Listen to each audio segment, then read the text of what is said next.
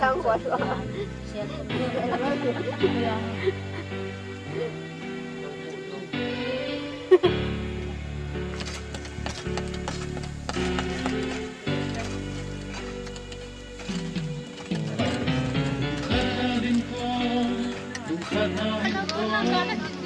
Karena dipotong titi kalai hitam Ilang zerin, ilang zerin Lukana ilen na ini Likot hain,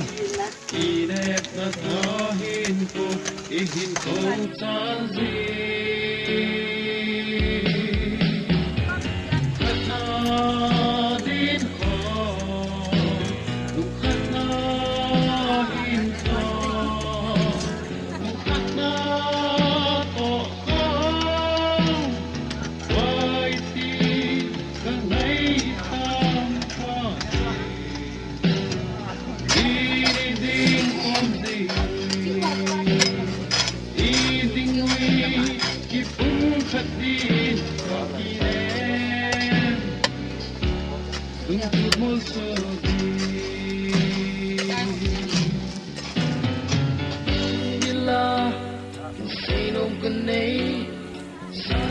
sông măng tầm rẽ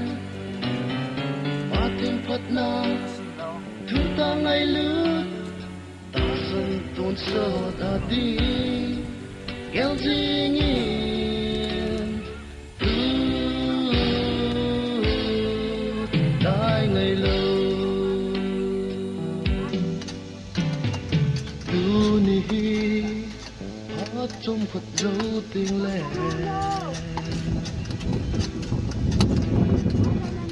lăng đình khen hiên gheo dinh đi khát na đi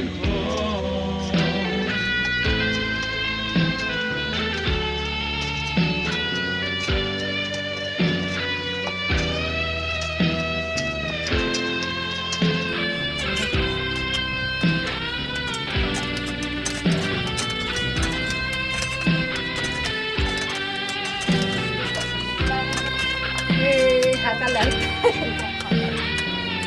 lên nước lên nó hơn là làm việc có máy đâu đi quay đấy là cùng từ máy đâu đi quay à mua cái số hạt phân ta đừng là gà đừng dia hình khom thầy lâu cái gì nhìn luôn sẽ con ngày lâu khi ngay lúc chế có thiên cha thế về kỳ pa không đinh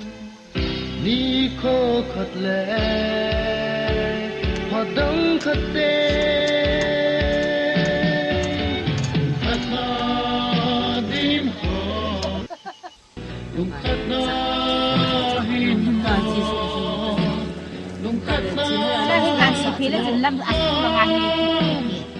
vài tí ngân hay tâm đi đi đi không gì đi đi ngồi kịp khát đi và kỳ đêm